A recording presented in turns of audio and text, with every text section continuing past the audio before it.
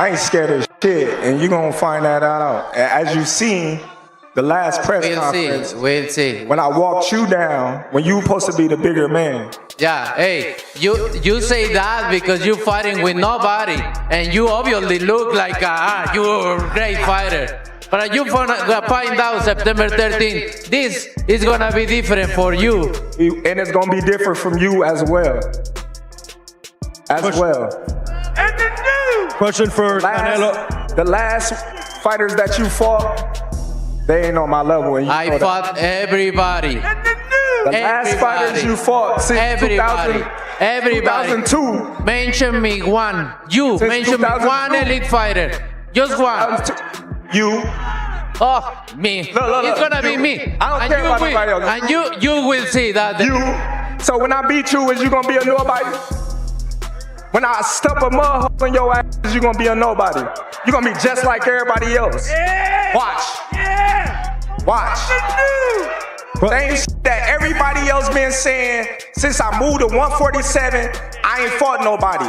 Every last one of them stump a mud hole in their ass, and he gonna be next. Watch. Canelo Álvarez versus Terence Crawford is shaping up to be one of the biggest fights in boxing history, but their recent press conference turned into complete chaos. I respect everybody, but if you with me, so it's gonna be different. Terence, is that true? Did Turkey Al-Sheikh ask you to spice things up? Turkey didn't ask me to do nothing. I didn't touch him. You know. Listen. Hey, we know, buddy. We know. First and foremost, somebody was in the room saying that I was scared of them. So I stepped to him and showed him who was the boss of this fight. On the other hand, Floyd Mayweather fired back at Canelo Álvarez, speaking candidly about the Mexican star. He pointed out that he has always had the freedom to choose his opponents. Mayweather dismissed Canelo's impressive accolades, claiming the fight was easy and that he dominated Canelo despite being nearly 40 years old at the time. He criticized the boxing community for tearing others down, while constantly praising Canelo. According to Mayweather, the fight wasn't even competitive, and Canelo was never the challenge people claimed he was. You can take a guy like Canelo, this guy can do, he can pick and choose who he want to fight. And I'm gonna tell y'all the truth about Canelo. Easy, man. Easy. Y'all sitting up here, y'all praising this dude was nothing. I was almost 40 years old when I cooked this dude. Easy. Y'all always disrespecting our fighters. Brian "Bo McIntyre, Terence Crawford's experienced manager, also weighed in on the fight. He believed the first few rounds would be competitive until Crawford made his usual mid-fight adjustments. McIntyre was confident that Crawford would eventually take control and win, just as he had in previous bouts. While he didn't reveal the exact strategies he planned to use, he did express that Crawford would dominate in the final rounds and finish the fight strong. It's going to be intense. It's going to play out, man. You know, like I always say, it's going to be a tough few rounds, you know, until Terence makes his adjustments, and then, like he does every fight, he's going to take it over and run away with it. How does that look like? Well, you know, I ain't going to put it out there like that, but I just looking for Terence to dominate. I know, going through the home stretch. However, the most recent Canelo vs.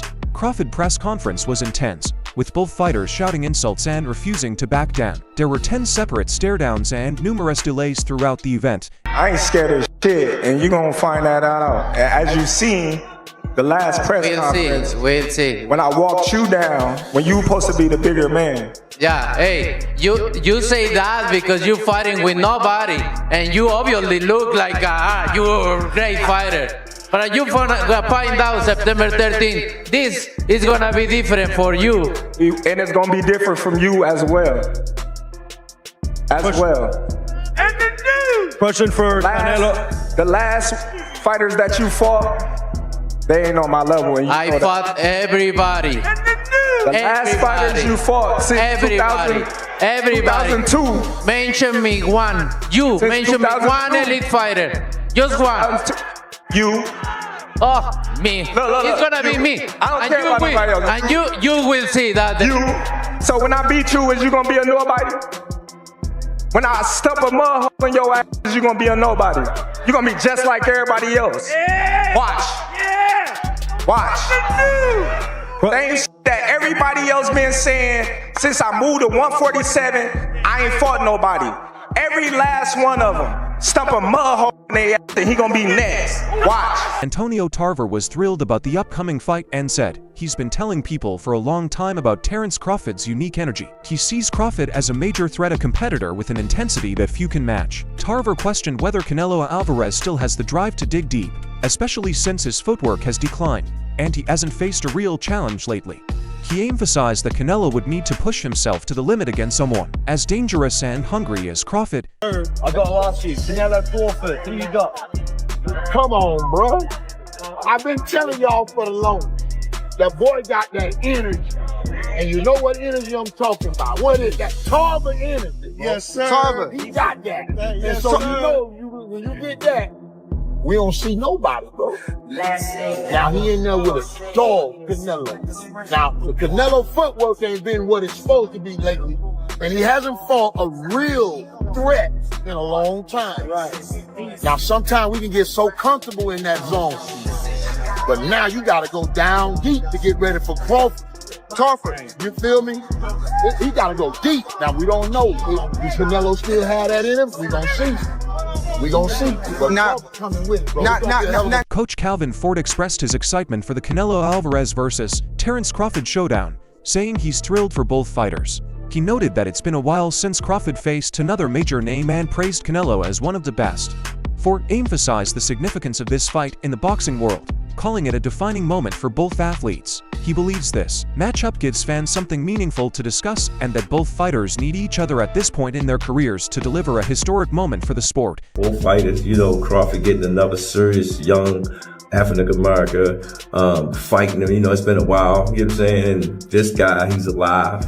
Canelo is the GOAT, and it's good for Terence Crawford to see that guy, you know what I'm saying? And it's good for Canelo to see him. It gives something for the boxing world to talk about, and everybody looking forward to it. When asked how he would prepare Crawford to face boxing's biggest star, Coach Ford said he wouldn't change a thing. He pointed out that Crawford has been dominant, especially in his dismantling of Errol Spence Jr., a fight many expected to be competitive but ended up being one-sided. Ford compared that performance to the intensity of Hagler vs. Hearns, but with a surprising outcome. He believes that if both Canelo and Crawford show up at their best, fans might finally witness the epic showdown they've long been waiting for. Why would I change up what he's been doing? He's been winning. He's been getting the job done. When he shut down Earl, that was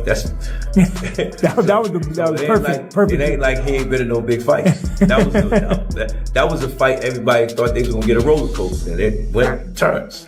That was like, Hagler Hearns. You thought you didn't know what was gonna happen. We didn't get that. And he dominated. We didn't get that fight that we thought we was gonna get. Yeah. And then seeing Canelo and him do it, everybody said, man, we might get the fight that we gonna get. Max Kellerman shared his views on the magnitude of the Canelo Álvarez vs. Terence Crawford fight, ranking it among the biggest boxing events he's ever seen. Having previously covered legendary bouts involving Manny Pacquiao, Floyd Mayweather, and the epic clash between Anthony Joshua and Vladimir Klitschko, Kellerman believes this matchup could top them all. He emphasized that while those fights were massive, this one might claim the #1 spot on his list because of its scale and perfect timing. Where would you rank this fight out of your top 3 to 5 of all the boxing fights you've called, you've experienced, you've watched?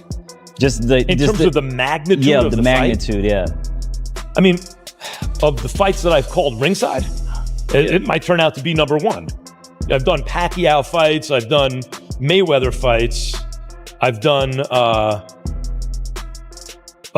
Anthony Joshua against Klitschko. Those are big fights, but he stated that with Netflix involved, this could become the most watched title bout in nearly 50 years. Kellerman pointed out that Muhammad Ali's 1978 rematch against Leon Spinks drew 90 million TV viewers, a record still unbroken. While past pay-per-view events like Mayweather vs. Pacquiao attracted millions, Kellerman believes that the reach of streaming could bring in even more, assuming viewership per household remains steady. This fight, he said, has the potential to draw a larger audience than any other in the modern era. From a commercial standpoint, he's confident it will be the biggest boxing event he's ever covered. This will, listen, because of Netflix, this will be the most watched fight, championship fight, in almost 50 years. this is going to be, because Muhammad Ali fought Leon Spinks in the rematch in 78, and they did 90 million TV sets. 90 million. And since then, what has even come close? The biggest fights have all been on pay-per-view, and they do 2 million buys. Oh my God, 4 million buys, Mayweather Pacquiao. As I keep saying, if 5 people per TV set watch, that's 20 million people. This is going to do multiples of that. So so when you look at it from like a commercial point of view, it'll easily be the biggest boxing event I've ever covered. Jim Lampley spoke about Terence Crawford's chances against Canelo Álvarez, recalling a conversation with Larry Merchant. When asked if Crawford could win, Merchant responded with confidence, emphasizing that sharp movement, precise timing, and smart tactics can overcome size differences. He stressed that if Crawford uses his footwork, stays off the center line, and lands clean shots while avoiding heavy exchanges, he has a real shot at victory. The key, he added, is to move in and out, mix up attacks, and never become a stationary target. I asked the great Larry Merchant very recently. I said, is there any way in your mind that Terence Crawford can beat Canelo Álvarez? And Larry said to me, Jim, did Ray Leonard get a decision win over Marvin Hagler? I said, yes, he did. He said, well, if Ray Leonard could have gotten a decision win over Marvelous Marvin Hagler, then yes, absolutely, Terence Crawford has a chance to beat Canelo Álvarez, because it's the same thing. It's the same size difference to a certain degree. Wow. It's a very similar style difference, and there's a blueprint there. If Crawford looks at what Leonard did, get in, get out, get in, get out, get in, land to the body, get out, get in, land upstairs, get out, mix it up, mix it up, mix it up, and always the footwork, never standing in the same place. If Crawford has the energy to do that, there's a chance. Lampley noted that while Canelo has one of the best chins in boxing, Crawford doesn't need a knockout to win. He believes Crawford can take the fight on points by sticking to a disciplined game plan, managing distance, and maintaining energy throughout all 12 rounds. Despite the obvious challenge, Lampley made it clear that with the right adjustments and focus, Crawford has a real chance to outbox and outmaneuver Canelo. Meanwhile, Dan Rafael expressed doubts about the idea that Canelo Álvarez's poor showing against William Skull was merely due to a tough opponent. In his view, the deeper problem lies in the long-term toll of a career that began when Canelo was still a teenager. Rafael emphasized that it's not just the number of fights, but the total time spent in the ring that eventually breaks down even elite athletes. I just can't get over how bad he was against Skull. I'm not convinced that it was just a bad style. I think that he's just to the point after, all these years being a professional, since he's 15, 16 years old, that takes a toll, man. It's all the sparring, it's all the fights, it's the wear and tear on your body. And I have made this point before. To me, it's not so much about the number of fights, it's how many rounds do you have. Here's the harsh reality. Canelo Álvarez has literally double the number of pro rounds that Terence Crawford does, even though Canelo is younger than us. He pointed out that Canelo has fought over 500 rounds as a professional, more than twice the number Terence Crawford has logged in his career. That significant gap highlights how much punishment Canelo has absorbed over the years, despite consistently facing top-tier opponents, from seasoned veterans to rugged contenders. These ongoing battles have taken a serious toll on his body. Rafael believes that Canelo's accumulated wear and tear will have a major impact on how he performs against someone as fresh and sharp as Crawford. He's 500-something rounds as a professional now, Canelo. Crawford hasn't even hit 300 rounds as a professional. That's a big difference. That's another factor then we can look into this fight. There's so many factors to it, like you say, Dan. Now, you did touch on it before. It's 520 rounds for Canelo Álvarez as a professional. And it's 245 rounds as a professional for Terence Crawford. Yeah. That's a dramatic difference. Think about the wear and tear you might take in an extra 200 plus rounds. And it's not like Canelo's fighting guys who can't fight. He's fighting top-level, world championship-level fighters, one after the other after the other.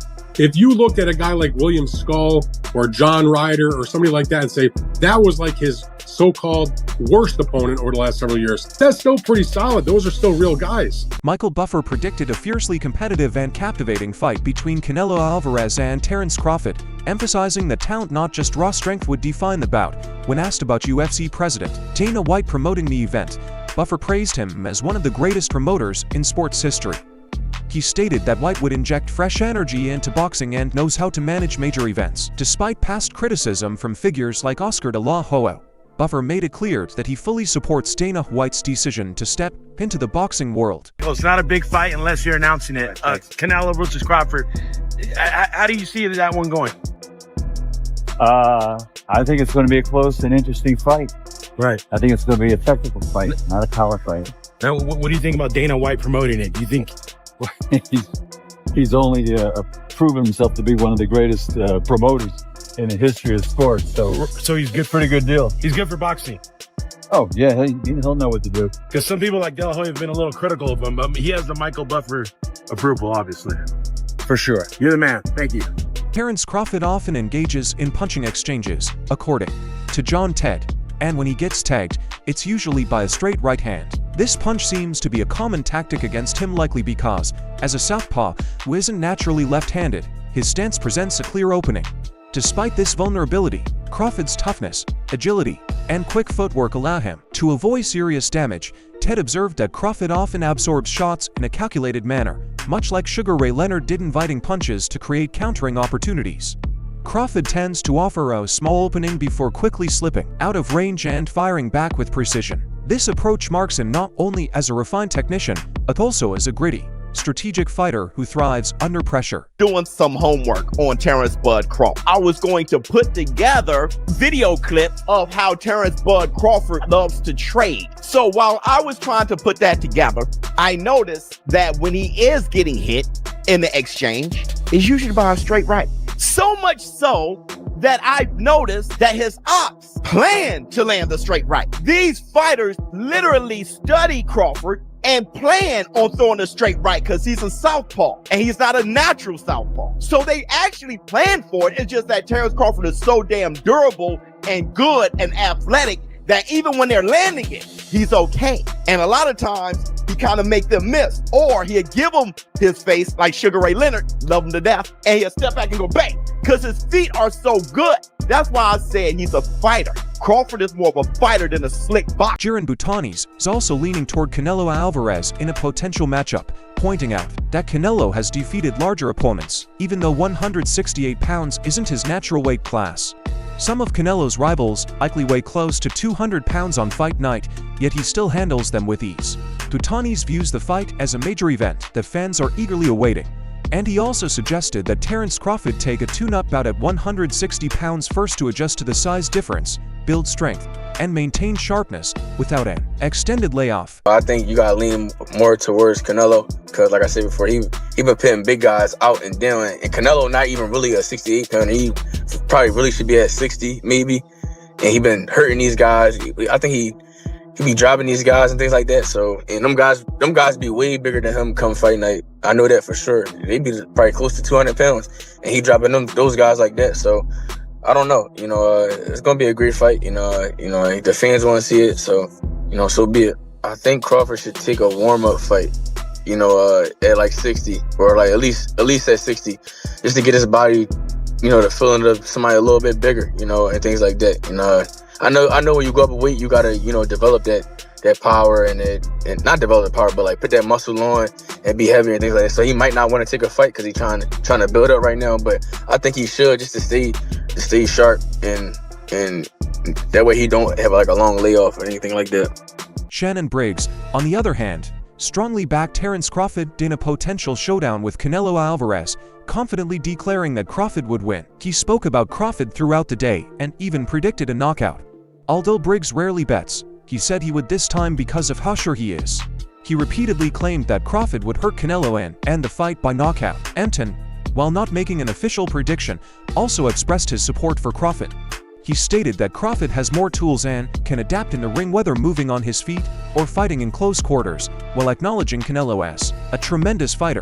Anton described his style as more limited, relying heavily on pressure, slick head movement, and counterpunching. He believes Crawford's speed and agility will allow him to outbox Canelo Álvarez. Crawford, who you got, champ? I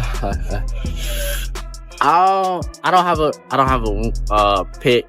I feel like I'm a root for Crawford, and so I just feel like Crawford is more multi-dimensional. He can do more things in the ring. He could get on his toes if he really needs to, and then he can also bang in the pocket, obviously. And I feel like Canelo, which Canelo's a great, but I feel like he's more one-dimensional. He's just gonna put that pressure, slick head movement, try to come with them counters. But I just feel like Crawford gonna have the speed advantage, and he gonna probably just outbox Canelo. But I don't have no pick right now, but I'm rooting for Crawford. That wraps up today's video. What are your thoughts on this matchup? How do you see their fight playing out? Share your opinions in the comments below. And if you enjoyed the video, don't forget to like and subscribe. Also, be sure to check out our other videos on the screen.